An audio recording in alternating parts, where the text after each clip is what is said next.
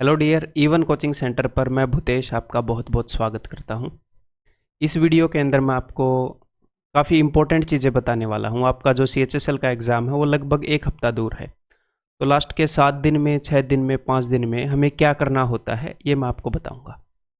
ये नहीं है कि मैं आपको यहाँ से यहाँ पर पहुँचा दूंगा। इस वीडियो के अंदर मेरा मेन मकसद क्या है कि आपने इतने अच्छे से तैयारी की है, आपने अपना वक्त डेडिकेट किया है, तो उसके बाद कुछ छोटी छोटी बातें की जा सकती हैं जिससे क्या होएगा, ब्रशअप हो जाएगी आपकी जो प्रिपरेशन है, आपकी जो तैयारी है, उसको फाइनल टच हम देंगे इन दिनों के अंदर।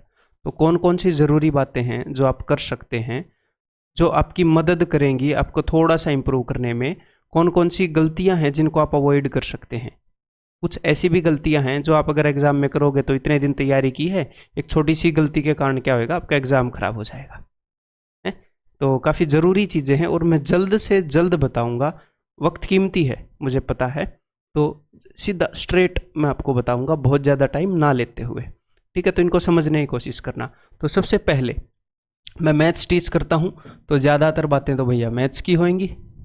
ठीक है, किसी और चीज़ की बात ध्यान में आई तो वही मैं बता दूंगा। तो सबसे पहले अभी क्या ज़रूरी है, अभी ज़रूरी है रिवीजन ऑफ ऑल कंसेप्ट्स। तो आप बोलोगे सर ये तो हमें भी पता था, रिवीजन ऑफ ऑल कंसेप्ट्स। मैं कहना क्या चाह रहा हूँ, देखो मैं ये कहना चाह रहा हूँ कि आपने किसी न किसी एक जगह कंसेप्ट लिखे होंगे, बिकॉज मैं अपनी बहुत वीडियोज़ में बता चुका हूँ कि आप लिखो, तो मैं यही अज्यूम करूँगा आपने कहीं ना कहीं पर कंसेप्ट लिखे होंगे। तो आपने करना क्या है, आपने ये जो कंसेप्ट्स है ना, सिर्फ देखने नहीं है। स्टूडेंट्स करते क्या हैं, स्टूडेंट्स ये करते हैं कि कंसेप्ट्स को कहीं पर भी किसी भी नोटबुक के अंदर लिख कर ये देखते हैं कि परसेंटेज के अंदर ये 5 कंसेप्ट है, मतलब ऐसा होता है, ऐसा होता है, ऐसा होता है, ऐसा होता है। ठीक है, उन कंसेप्ट्स को पढ़ने लग जाते हैं नोटबुक से। तो एग्जामिनर कोई भी क्वेश्चन क्रिएट करेगा तो वो क्या करेगा, वो एक सिचुएशन के अंदर घुसेगा और एक सिचुएशन आपके लिए क्रिएट करेगा। अरिथमेटिक के अंदर बंदे ने इतने का खरीदा, इतने का बेचा, इस टाइप से। या फिर ज्योमेट्री के अंदर भी कोई सिचुएशन ही तो क्रिएट करेगा, ये एंगल बाइसेक्टर है, ये एक्सटर्नल एंगल बाइसेक्टर है, ऐसा ऐसा ये कर रहे हैं। तो एग्जामिनर आपको सिचुएशन के अंदर कुदाएगा। लेकिन जब आप कंसेप्ट को सिर्फ देख रहे हो ना, ऊपर से पढ़ रहे हो, ये होता है, ये होता है, तो क्या होता है, आप उसके अंदर इन्वॉल्व नहीं कर पाते। आपका सुपरफिशियल रिवीजन होता है, ऊपर ऊपर से रिवीजन होता है। मैं क्या कहना चाह रहा हूँ यहाँ पर कि ये जो भी कंसेप्ट है आपने जहाँ पर भी लिखे हैं उनको एक जगह रखो अपने पास, और एक पेज के ऊपर फास्ट फास्ट, साफ लिखाई में नहीं, फास्ट फास्ट रफ वो सारे कंसेप्ट्स लिखो। ऐसा होता है तो ऐसा होता है, तो क्या होएगा, आप सिचुएशन में से खुद गुजर रहे होंगे। क्योंकि ऐसा होता है तो ये होता है, अगर प्रॉफिट लॉस सेम हो और सेलिंग प्राइस सेम हो तो A²/100 इतना लॉस होता है हमेशा। तो क्या है, आप खुद सिचुएशन को क्रिएट कर रहे हैं वहाँ पर, आप सिर्फ ऊपर से देख नहीं रहे, खुद उसके अंदर आप लिख कर इन्वॉल्व हो रहे हो, साथ साथ में बोल भी सकते हो, बोल कर इन्वॉल्व हो रहे हो, खुद आप देख भी रहे हो। तो इससे क्या होएगा, आपका जो सेम रिवीजन है, अगर आप सिर्फ देख रहे हो हैं, खुद लिख नहीं रहे हो, तो आपकी इन्वॉल्वमेंट इतनी नहीं है, तो उतने ही टाइम में आपका डबल एफिशिएंट रिवीजन हो सकता है। अगर कोई पॉइंट छूट जाए तो जहाँ पर आपने नोट्स लिखे हैं वहाँ से आप चेक कर सकते हो। और ये काम आपने करना कितनी देर में है, आपने पूरे मैथ्स के लिए 45 मिनट्स या 1 घंटा। देखो लास्ट के 5 दिन में रोज़ के 45 मिनट में बोल रहा हूँ, ये बहुत इंपॉर्टेंट है, ये वक्त आपके लिए इंपॉर्टेंट। आपको ये भी लगेगा सर ये ज़्यादा है, लेकिन एग्ज़ाम के अंदर मेन ये नहीं होता। अगर आपको क्वेश्चन आता है ना तो आप 30 सेकंड में कर लोगे। अगर आपको क्वेश्चन आता है तो मान लो आप 30 सेकंड में कर लोगे, कोई और 25 सेकंड में कर लेगा अगर वो फास्ट है तो सिर्फ 5 सेकंड का फ़र्क पड़ा। लेकिन मेन फ़र्क पड़ता है कि क्वेश्चन पढ़ने के बाद आपको यही नहीं पता लगता कि करना कैसे है।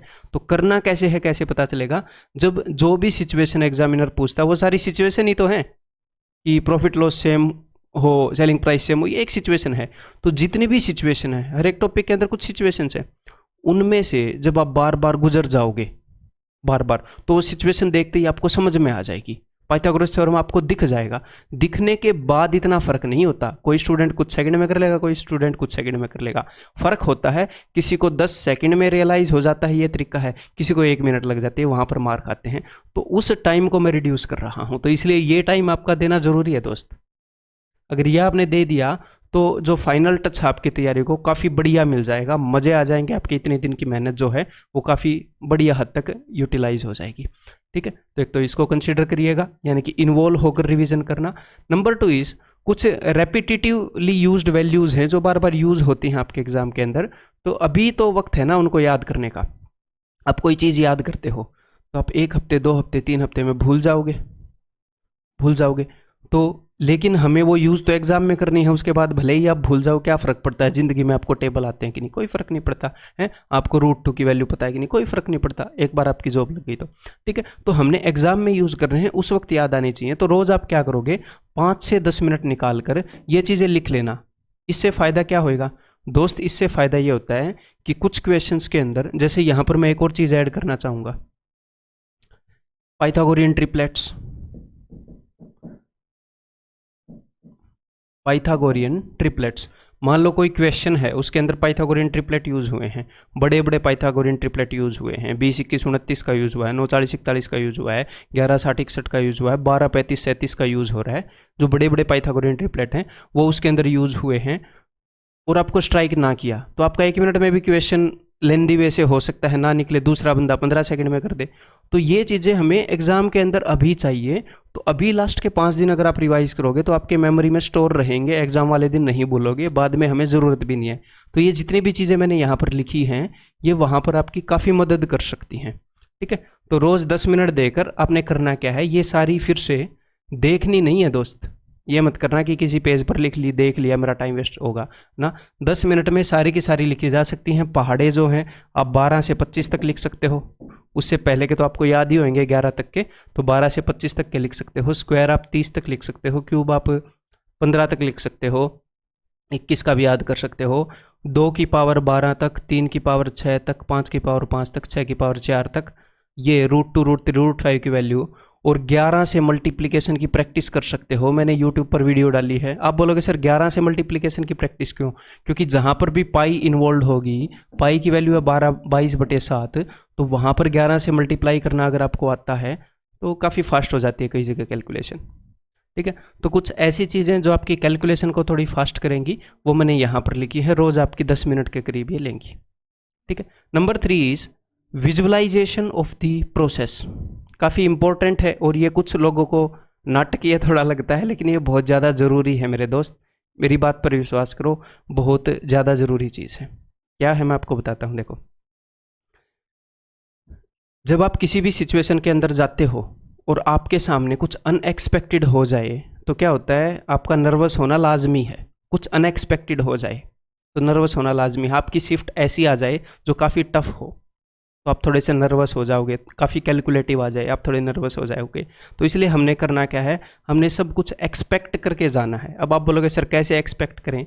आपने सिंपली ऐसे इमेजिन करना है, इसके अंदर आपके 5 मिनट से ज़्यादा नहीं लगेंगे। रोज़ एक बार इमेजिन कर लेना ऐसे कि मैं एग्ज़ाम सेंटर पर पहुंच गया हूं, हैं, ऐसे आंख बंद करके एक बार पूरी प्रोसेस को इमेजिन कर लो। तो उससे होएगा क्या, आपको पता है कि एग्ज़ाम कैसा होगा। मुझे ही पता है कि भैया वहाँ पर जाकर क्या क्या होता है। आप बोलोगे सर हमें तो ऑलरेडी पता है, बट फिर भी एक बार इमेजिन कर लेना, ये यूज़फुल है इसलिए मैं बता रहा हूँ। क्या इमेजिन करना कि मैंने अपना जो रोल नंबर है वो दिखाया, मुझे अंदर एंट्री मिल गई, उसके बाद हम सबको, मतलब जो भी प्रोसेस है उसको थोड़ी देर में विजुलाइज हो जाएगा। हम सबको सीट पर बैठा दिया गया है, सिग्नेचर वगैरह बायोमेट्रिक वगैरह ले लिए हैं, वो फ़ोटो वगैरह लेगा, फिर एग्ज़ाम का टाइम स्टार्ट हो गया है। जब एग्ज़ाम का टाइम स्टार्ट होने से पहले 5 मिनट एक प्रैक्टिस सेट आता है, तो मैंने ध्यान से इंस्ट्रक्शन पढ़ लिए हैं। आपको पता है फिर भी ध्यान से पढ़ लो, ठीक है। कई बार छोटे मोटे नए इंस्ट्रक्शन आ जाते हैं, जैसे फॉर्म के अंदर फ़ोटो के ऊपर डेट करना आया था, बहुत सारे लोगों के फॉर्म रिजेक्ट हो गए। तो जब एग्ज़ाम स्टार्ट हुआ तो आपने जो स्ट्रेटजी बनाई है ना, उसको मेंटली अप्लाई करो। स्ट्रेटजी की मैं बहुत सारी वीडियोस डाल चुका हूँ, तो आप स्ट्रेटजी को अप्लाई करो कि सबसे पहले मैं इस सब्जेक्ट पर जाऊँगा, इतने मिनट मैं वहाँ पर लूँगा। अगर ये सब्जेक्ट डिफ़िकल्ट आया तो भी मैं नहीं घबराऊंगा, वो सबके लिए डिफ़िकल्ट होगा। डिफ़िकल्ट आया तो भी मैं बिना टाइम वेस्ट किए, बिना किसी क्वेश्चन से चिपके मैं अपने अगले सब्जेक्ट पर चला गया। इतने मिनट हुए थे, मैंने उस सब्जेक्ट को छोड़ दिया। अब ये सब्जेक्ट बहुत ही ईजी आया, फिर भी मैं नर्वस नहीं होऊंगा, है, मैं ज़्यादा एक्साइट नहीं होऊंगा। ईजी है, मैं सिली मिस्टेक नहीं करूँगा, मैं काम रहूँगा। तो आपने करना क्या है, आपने ये भी विजुलाइज करना है कि कोई सब्जेक्ट टफ आ गया, कोई ईजी आ गया, तो अपने आप को एक्लमटाइज आप कर रहे हो कि कुछ भी हो जाए मैं ये करूंगा, आप हर एक सिचुएशन के लिए तैयार हो। तो ये देखने में छोटी बात लग रही होगी, हो सकता है ना भी लग रही हो, लेकिन मैक्सिमम ये लगती है, लेकिन ये बहुत ज़्यादा इंपॉर्टेंट है। यूजलेस होती तो मैं खुद ही नहीं बताता दोस्त, आपका टाइम नहीं वेस्ट करवाता मैं, मेरे को क्या मिलता।